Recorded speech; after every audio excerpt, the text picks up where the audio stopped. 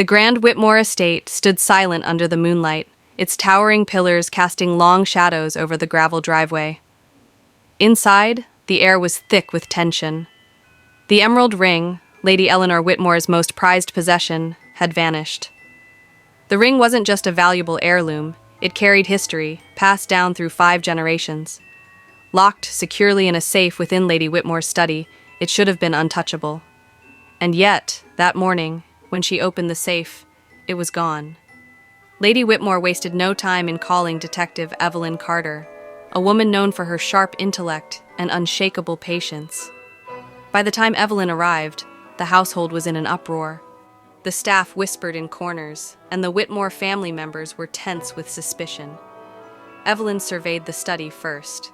The safe had no signs of forced entry, and the combination had only been shared with 3 people: Lady Whitmore herself, her butler Mr. Graves, and her nephew Oliver Whitmore.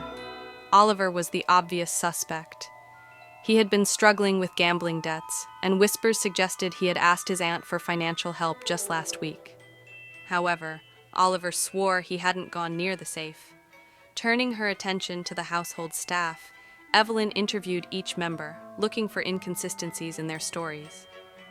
The maid, Anna, mentioned something peculiar. Mr. Graves had been dusting the study much earlier than usual that morning, just after dawn. Mr. Graves, a stiff-backed man with decades of service to the Whitmores, denied any wrongdoing. "I have served this family for 30 years, Detective.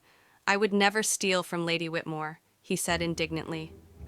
But Evelyn trusted her instincts. The crime had been committed by someone with knowledge of the safe's combination, and the butler's unusual behavior raised too many questions. She requested to search Mr. Graves's quarters.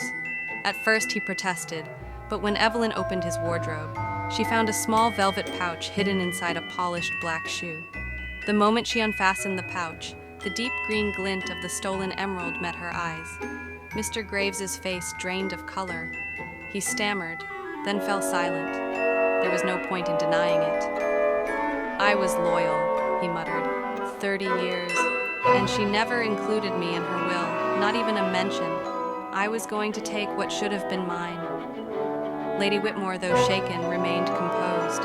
She had trusted him for so long, never expecting betrayal. The police took Mr. Graves into custody, and the ring was returned to its rightful place. As Evelyn stepped out into the crisp evening air, she sighed. Another case closed, but as always, it wasn't just about the crime. It was about the people, their secrets, their motives. And in the grand halls of the Whitmore estate, trust had been broken forever.